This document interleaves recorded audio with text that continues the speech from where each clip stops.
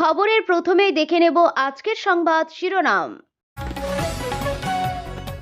বিপ্লবী বদলের পথে গ্রামোন্নয়ন মনরেগা প্রকল্প বন্ধ করে কি নতুন বিল আনছে কেন্দ্র? ফের আকাশে দুর্ঘটনা, আমেরিকায় বিমান ভেঙে মৃত 7, মৃত্যু প্রাক্তন ন্যাসকার ড্রাইভার গ্রেগ বিফেলের। রাতভর তাণ্ডবে মুজিবের বাড়িতে বুলডোজার, দেশের বাংলাদেশের হিন্দু যুবককে পিটিয়ে খুন। এখনই হুমায়ুনের বাবরির জন্য দানের জমি অর্থের পরিমাণ চমকপ্রদ, পরিমাণ জানলে অবাক হবে, দলিল এলো সামনে। এসআইআর এর শুনানির নোটিশ পাঠানো শুরু কবে থেকে, কারা ডাক পেতে পারেন? 1000 টাকা নাও, দুটো চায়ের কেটলি কেনো, বউকে বলো ঘুগনি করতে, পরামর্শ মমতার। 7 রাজ্যে বৃষ্টির সতর্কতা, শৈত্যপ্রবাহ কোন কোন রাজ্যে, কেমন থাকবে বাংলার আবহাওয়া? আসছি বিস্তারিত খবরে। বিপ্লবী বদলের পথে গ্রামোন্নয়ন মনরেগা প্রকল্প বন্ধ করে কি নতুন বিল আনছে কেন্দ্র? প্রধানমন্ত্রী নরেন্দ্র মোদী গ্রামীণ কর্মসংস্থানে আমূল পরিবর্তন আনতে বিকশিত ভারত জি রামজি বিল 2025 পেশ করতে চলেছেন।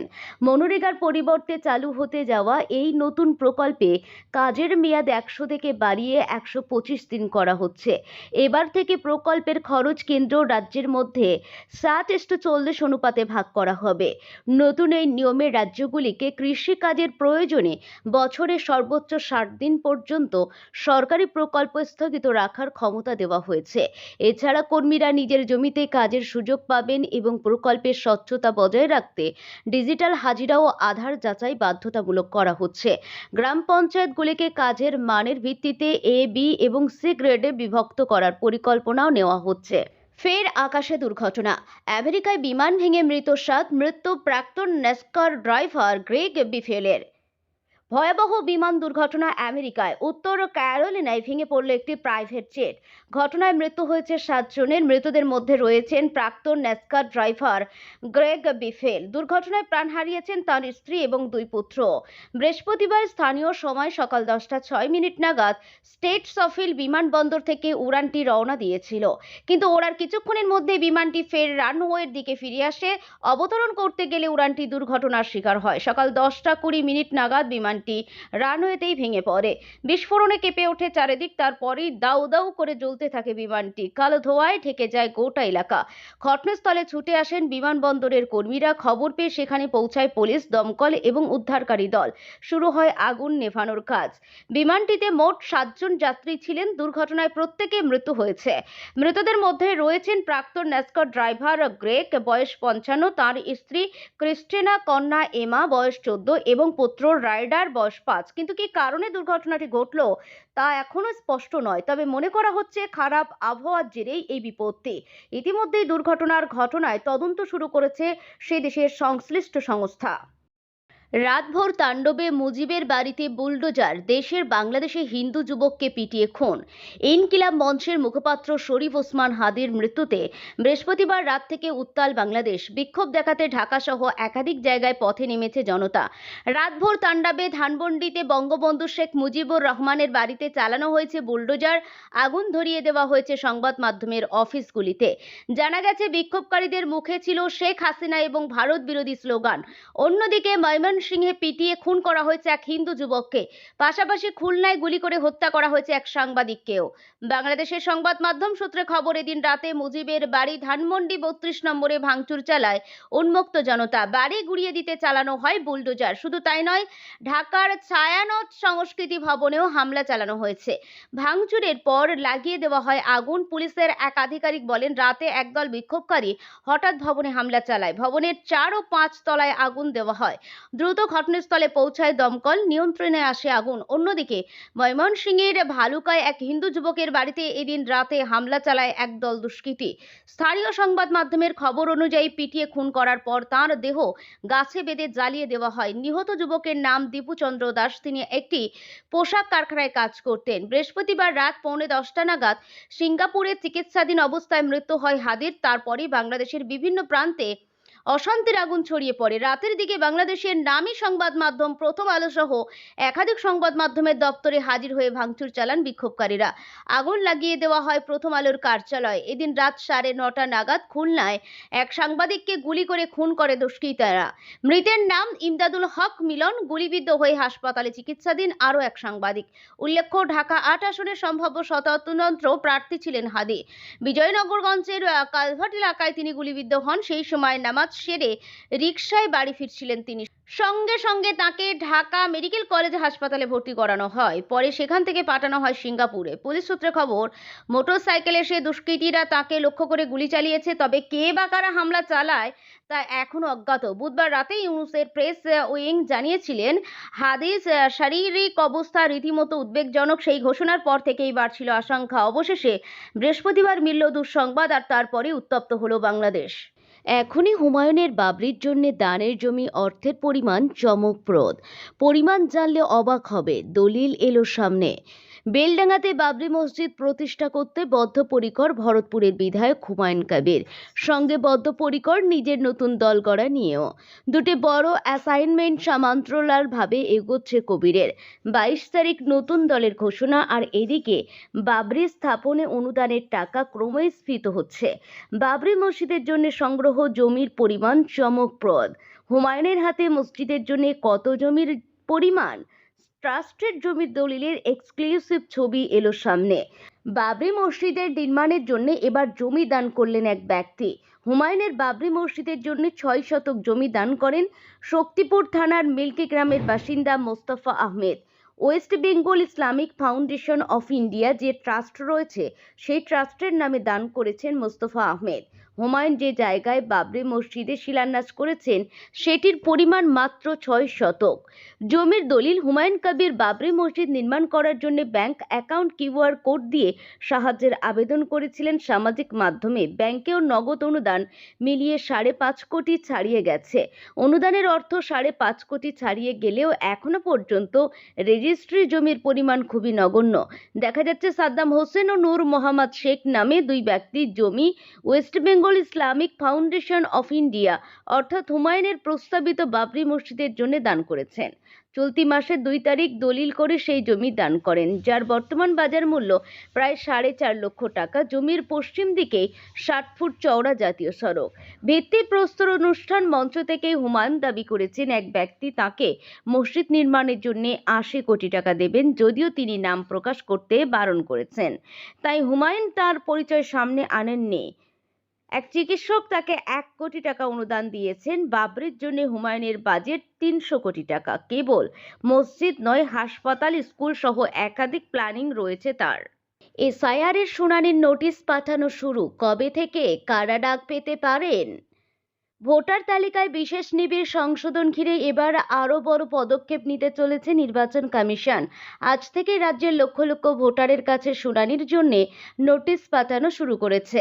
কমিশন সূত্রে জানা গেছে যে 2002 সালের ভোটার তালিকার সঙ্গে কোনো যোগসূত্র মেলেনি। এরকম প্রায় 30,59,000-এর বেশি ভোটারকে নো ম্যাপিং তালিকাতে রাখা হয়েছে।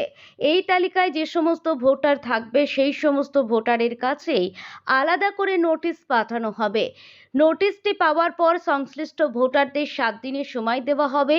কোথায় এবং কখন শুনানি হবে, সেই সমস্ত তথ্য নোটিশেই স্পষ্ট করে জানিয়ে দেওয়া হবে। শুনানিতে হাজির হয়ে সেই সব ভোটারদের নিজেদের পরিচয় এবং ভোটার হওয়ার যোগ্যতা প্রমাণ করতে হবে। শুধুমাত্র নো ম্যাপিং তালিকাভুক্ত ভোটাররাই নন, কমিশনের নজরে রয়েছে আরও 1 কোটিরও বেশি সংখ্যক ভোটার। এই দলে পড়ছে প্রায় 1,36,00,000 ভোটার, যাদের নাম খসড়া ভোটার তালিকায় থাকলেও তারা এনুমারেশন ফর্মে যে সমস্ত তথ্য দিয়েছেন, সেই সমস্ত তথ্য নিয়ে একাধিক প্রশ্ন উঠেছে। এই ভোটারদের ক্ষেত্রে প্রথম বুথ স্তরের অফিসাররা তথ্য যাচাই করবেন। সেই যাচাই হওয়ার পরও যাদের বিষয়ে সন্দেহ থেকে যাবে, শুধুমাত্র তাদেরই শুনানির জন্য রাখা হবে।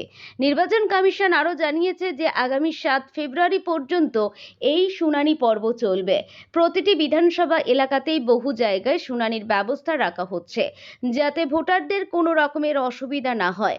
কমিশন আগেই জানিয়েছিল যে শুনানির সময় ভোটারদের পরিচয় এবং ঠিকানা প্রমাণের জন্য মোট 13 ধরনের নথি গ্রহণযোগ্য হবে।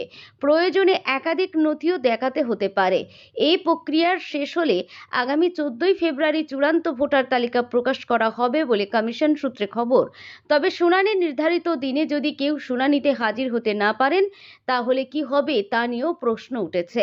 কমিশন সূত্রে খবর, বিশ্বাসযোগ্য কারণ দেখাতে পারলে সংশ্লিষ্ট ভোটারকে অতিরিক্ত সময় দেওয়া হতে পারে। এদিকে বয়সজনিত সমস্যার কথা মাথায় রেখে রাজ্যের মুখ্য নির্বাচনী আধিকারিক মনোজ কুমার আগরওয়াল কমিশনে একটি বিশেষ প্রস্তাব পাঠিয়েছেন। তার পাঠানো সেই প্রস্তাবে বলা হয়েছে যে তাদের বয়স 85 বছরের বেশি, তাদের ক্ষেত্রে প্রয়োজন হলে বাড়িতেই শুনানির ব্যবস্থা করা হোক।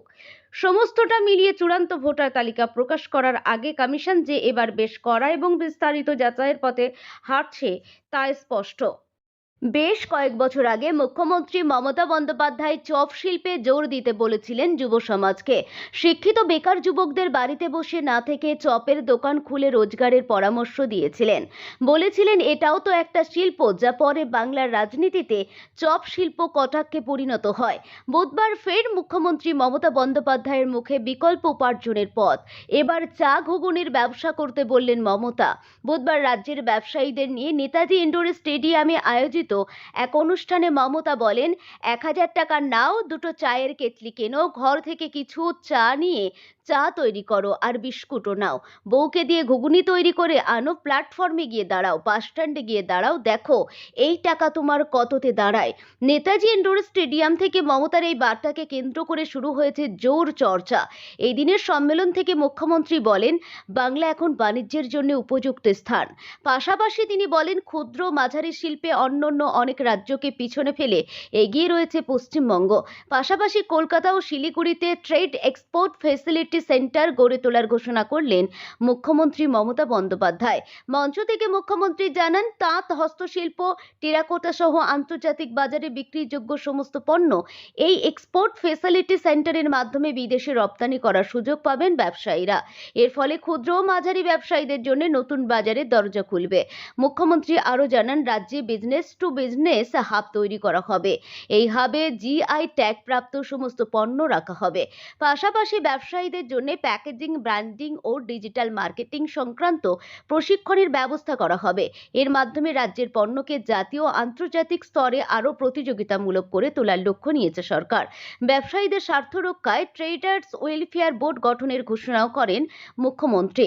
তিনি জানান, এই বোর্ডে নিয়মিত বৈঠক হবে, যেখানে ব্যবসায়ীরাই নিজেদের সমস্যা তুলে ধরবেন এবং সমাধানের পথ খুঁজবেন।